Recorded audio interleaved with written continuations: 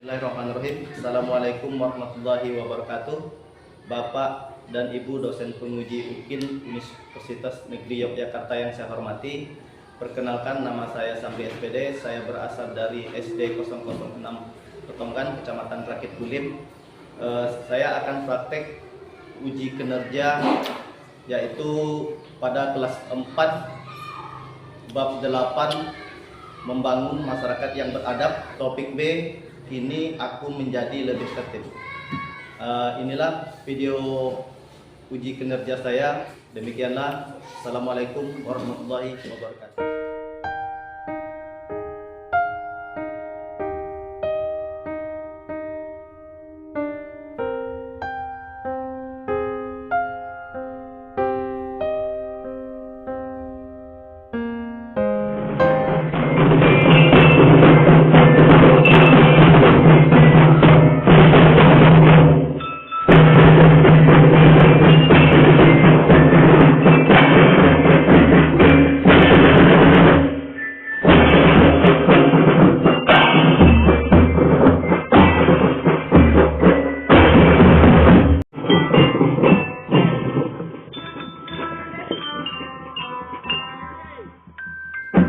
Assalamualaikum warahmatullahi wabarakatuh.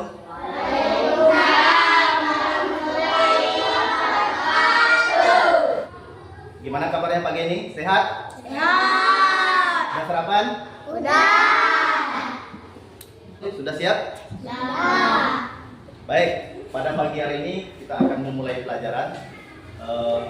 Ini agenda kita pada pagi ini, yaitu Senin 12 Juni tahun 2023. Yang pertama agenda kita adalah kita akan melakukan suatu diskusi membahas masalah peraturan tertulis dan tidak tertulis. Nah, kemudian kita akan melakukan presentasi, ya. Kemudian kita bermain peran. Nah, jadi ini adalah agenda kita. Kita akan memulai pelajaran.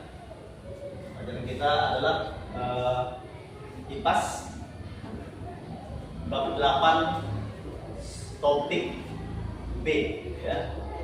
Jadi sebelum kita mulai pelajaran, mari kita berdoa terlebih dahulu. Mudah-mudahan ilmu yang kita dapatkan bermanfaat. Kedua kelas atau yang lain memimpin doa.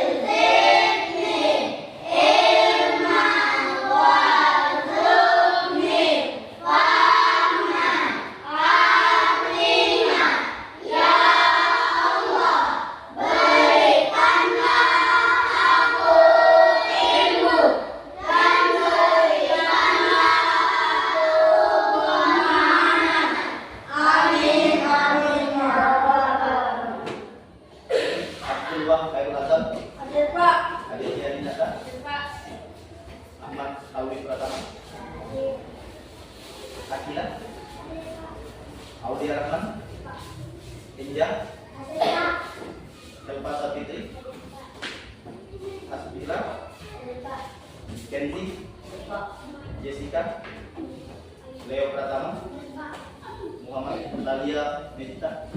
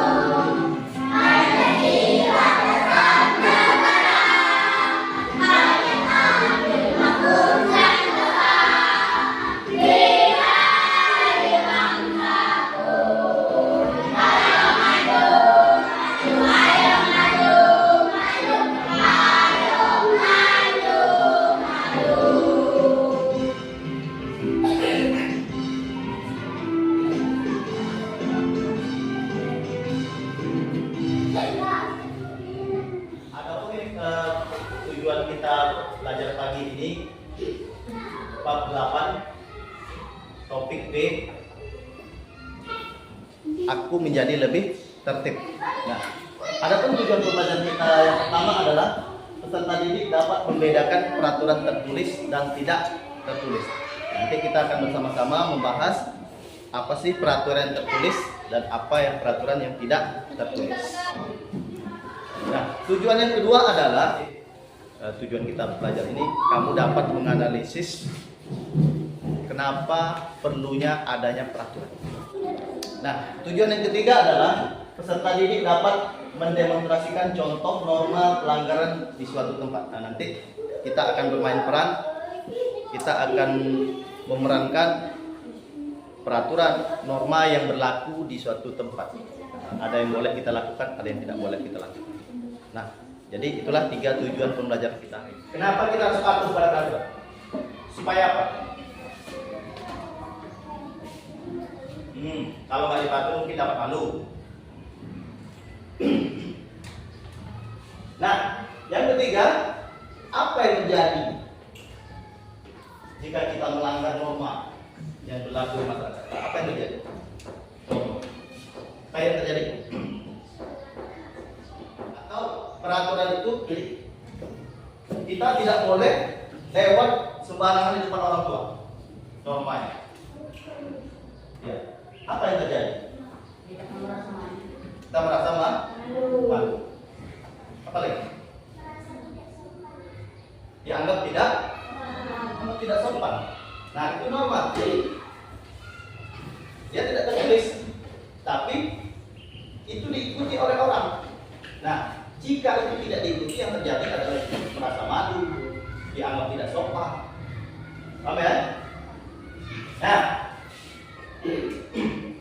untuk memahami itu, kamu silakan baca teks ini.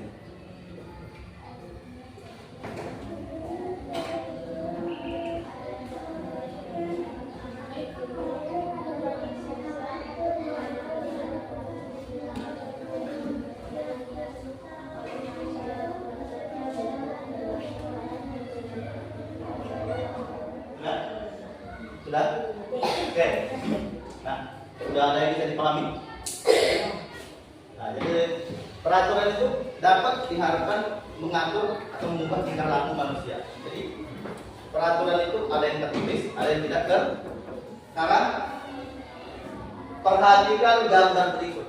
Kira-kira teman-teman kita itu lagi ngapain? Apa yang mereka lakukan pada gambar itu? Mereka ngapain? Berbicara. Nama lainnya adalah dialog.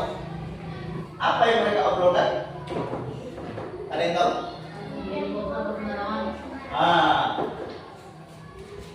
Ada orang atau temannya bernama Ian. Ya, dia membuang ludah sembarangan. Nah, apakah kamu pernah melihat orang pelanggaran peraturan seperti itu? Misalnya mereka meludah, di dalam lokal atau meludah dia di dalam masjid. Nah, pernah kamu lihat apa yang terjadi kira-kira pada orang yang melanggar peraturan ini? Akan terkena sanksi. Disanksi? Hah? Merasa malu? Apalagi? Malu. Dianggap tidak? Ada gambar tadi, itu peraturan yang mana? Hah? Tidak tertulis. Jadi peraturan yang dilakukan oleh anak yang berdialog tadi adalah peraturan yang tidak tertulis. Nah, untuk menambah pemahaman kamu tentang peraturan tertulis dan tidak tertulis, mari saksikan video berikut ini.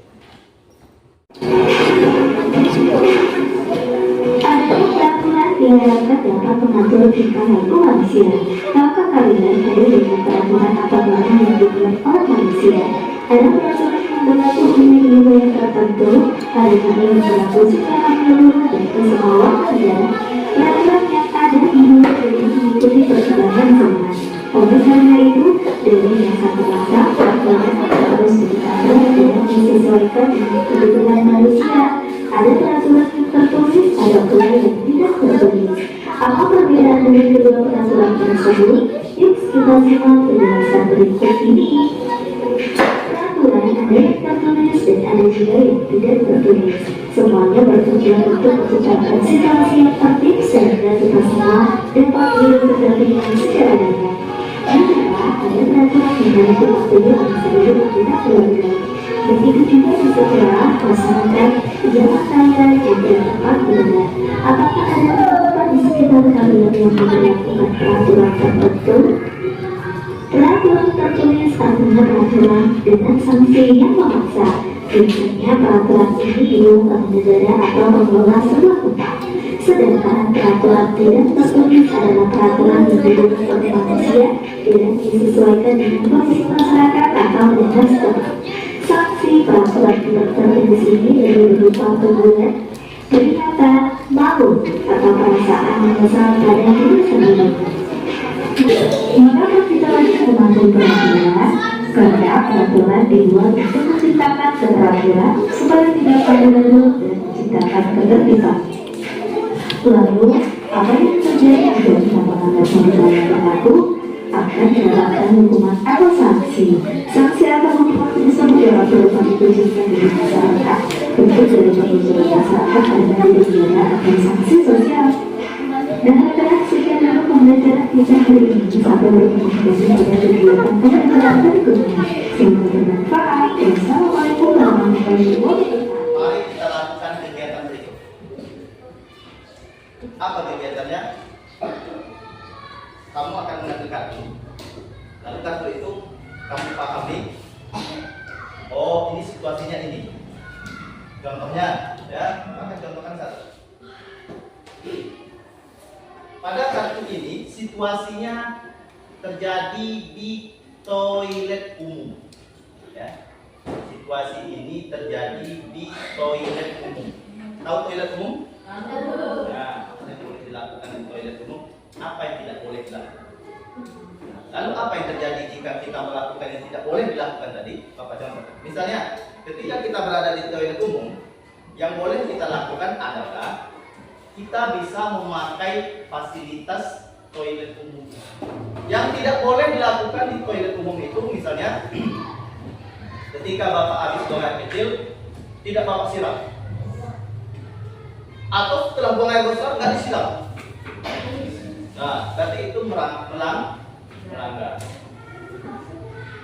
Nah, apa yang terjadi ketika Bapak tadi buang air kecil atau buang air besar? Oleh Bapak lakukan adalah Bapak buang air kecil, Bapak boleh buang air besar.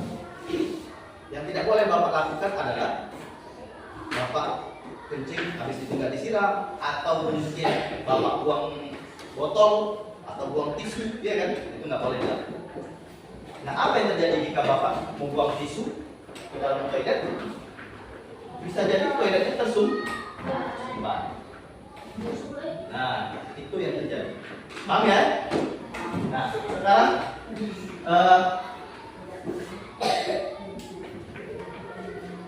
kamu bisa memilih salah satu dari kartu ini. Ya. Ini banyak kartu. Silakan kamu ambil, ya. Silakan pilih satu kartu. Satu. Nah. Oke. Ambil satu kartu. Oke.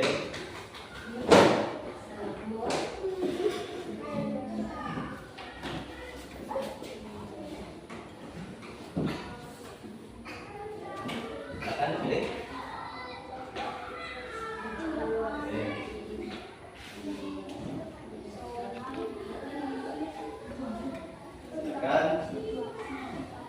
Pilih satu.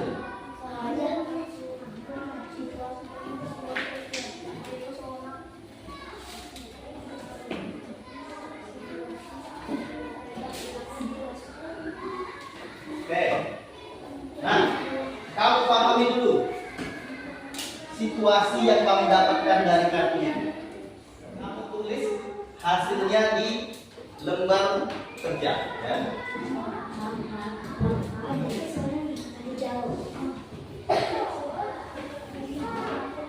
Ya, dibaca dulu.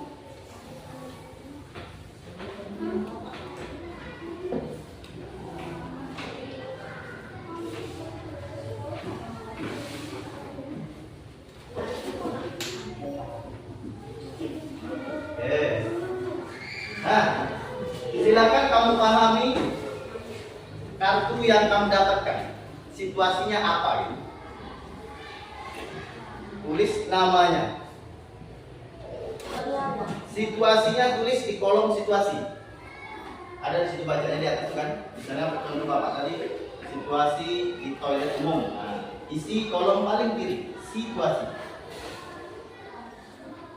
Nah, situasinya itu tulis di sini ya, di kolom situasi. Ya, tulis situasinya. Ya, situasi di, nah, tulis di sini. Ya, ini situasinya. Nah, ini kan situasinya. Situasinya. Nah, apa yang boleh kamu lakukan di tempat itu?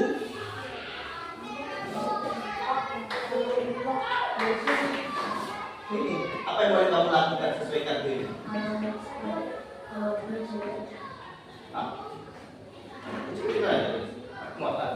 Ketiga, apa yang tidak boleh kamu lakukan di sini? Kamu sudah mengisi lembar sesuai kartu situasi yang ada di sini. Artinya banyak dari kamu sudah memahami apa yang terjadi pada situasi di kartu ini. Nah, kamu sudah mengisinya, sudah Bapak cek. Rata-rata sudah bisa. Peraturan itu yang tertulis, ada yang tidak tertulis. Nah, kartu yang kamu dapatkan itu termasuk yang mana? Apakah tertulis atau tidak tertulis? Baik, sekarang kita akan bekerja kelompok. Setelah kita mengisi tadi lembar kerja yang pertama, mengisi kartu situasi secara sendiri. Sekarang dari kartu situasi tadi kita akan berkumpul sesuai dengan kartu yang ada di situasi tersebut. Ini adalah kartu yang mendapat situasi di saat ulangan atau ujian. Kelompok yang kedua itu mengisi atau membuat suatu dialog tentang kartu situasi di tempat belanja. Nah, sedangkan kelompok ketiga itu akan mengisi atau membuat sebuah dialog tentang situasi terjadi di perjalanan. Paham ya? Nah, sekarang Bapak akan berikan kamu RK-nya.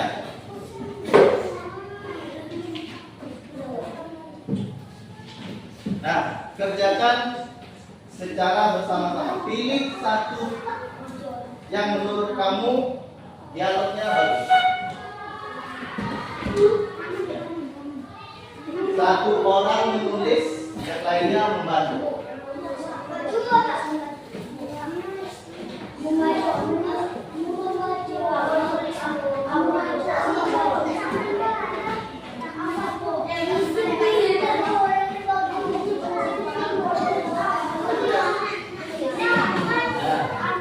Silakan tentukan siapa yang menulis, siapa ketuanya.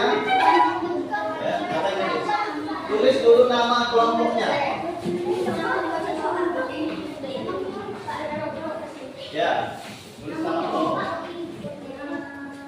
Tulis di atas itu, di atas itu tulis situasinya, situasi mengerjakan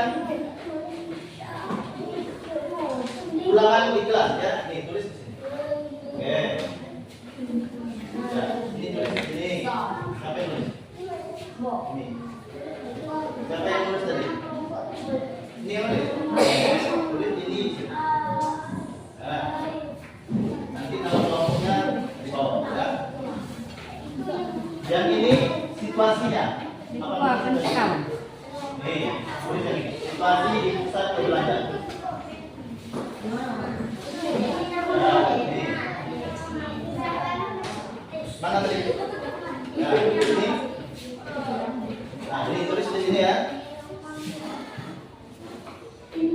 Ini salah. Ini situasi ini yang tadi. Ini situasi menaik nama kelompoknya apa? Terserah. Ya, tulis mawar. Ini nama kelompoknya. Mana yang nama mawar? Nama mawar. Ini nama kelompoknya.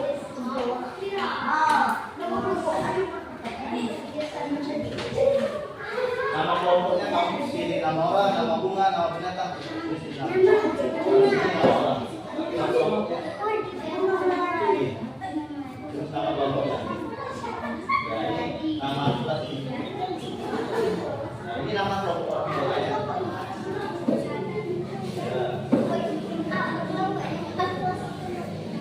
Dan sudah tulis. Ini nama kelompoknya. Nama kelompok ini kelompok dua. Ya, ini nama anggotanya. Nama orangnya. Nah, ya, ini kita tulis. Ini nama kelompok ini kelompok apa ini? Tiga berarti tiga. Ini dua. Dua.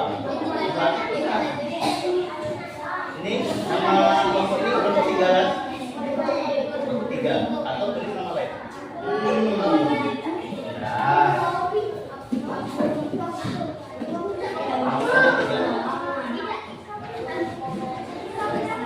Iya.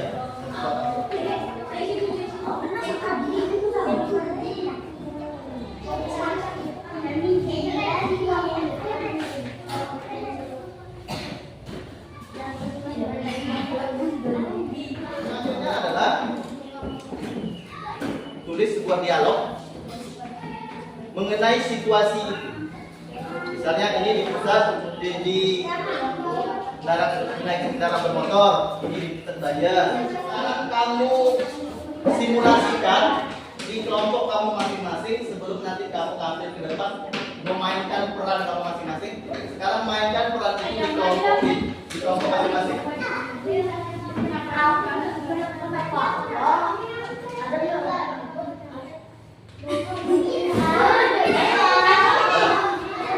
Lagi. Angkat jalan ketek.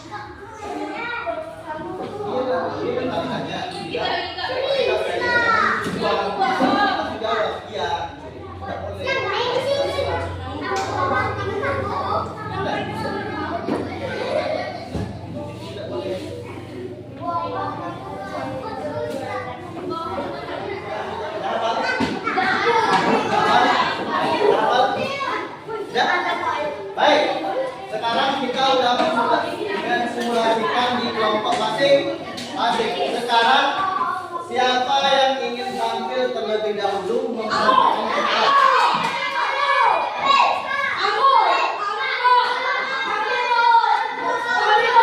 Tanya aja. Oke, silakan. Tidak boleh bawa teks. Nah, silakan di sini.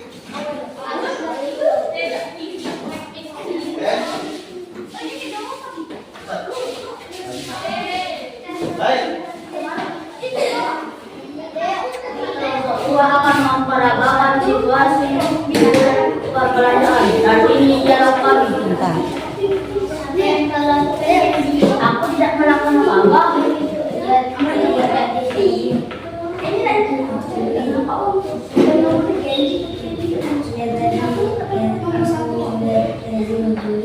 Ya.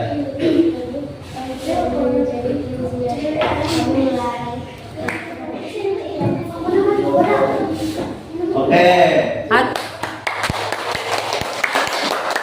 Yang lain catat apa yang dibicarakan orang ini, apa yang mereka lakukan, apa akibatnya, ya. Ya, silakan kembali kelompok 2.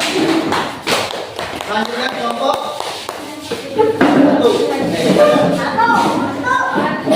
Satu semangat untuk melakukan itu.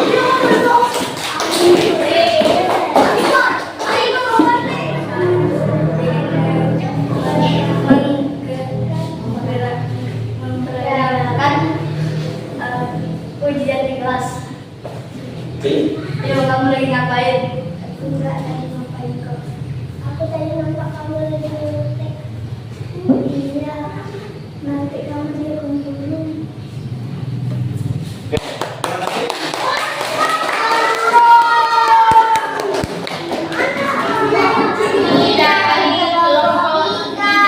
Akan memerankan situasi kendaraan di jalan raya. Ngapain kamu berapa? Aku tidak ngebut kok. Bohong, kamu ngebut. Iya, kamu nggak boleh ngebut. Nggak boleh ngebut kalau di jalan raya. Nanti kecelakaan.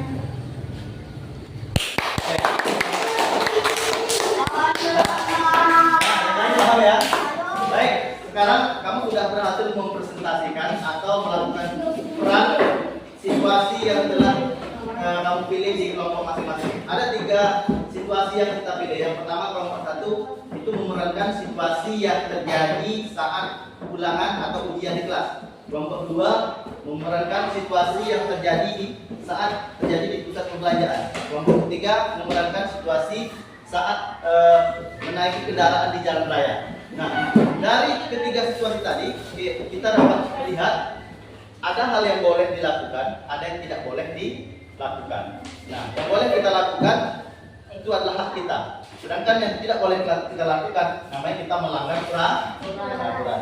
Maka kita akan mendapat beberapa akibatnya. Bisa sanksi, bisa denda, atau bisa yang lainnya, karena kecelakaan atau membahayakan ya.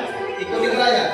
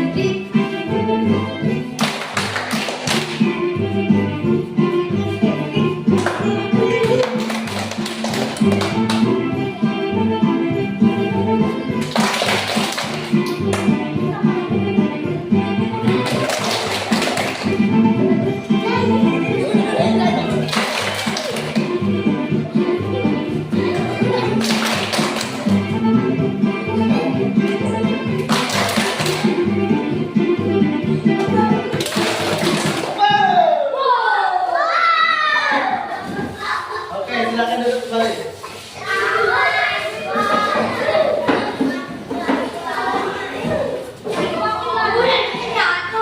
Baik.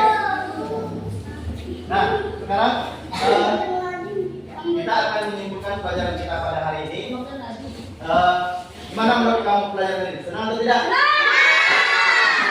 Kalau kita belajar seperti ini, mau lagi nggak? Apa yang dapat kamu pelajari hari ini? Peraturan tertulis dan tidak tertulis. Apa lagi? Apa lagi? Kira-kira apa kesulitan kamu belajar hari ini? Ada nggak sulit? Enggak. Itu budaya. Ada hal yang boleh dilakukan, ada yang tidak boleh dilakukan. Apabila peraturan itu tidak boleh kita lakukan, maka kita akan mendapat sanksi.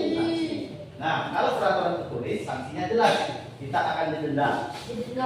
Nah, denda itu bisa uang atau hukuman. Nah, penjara.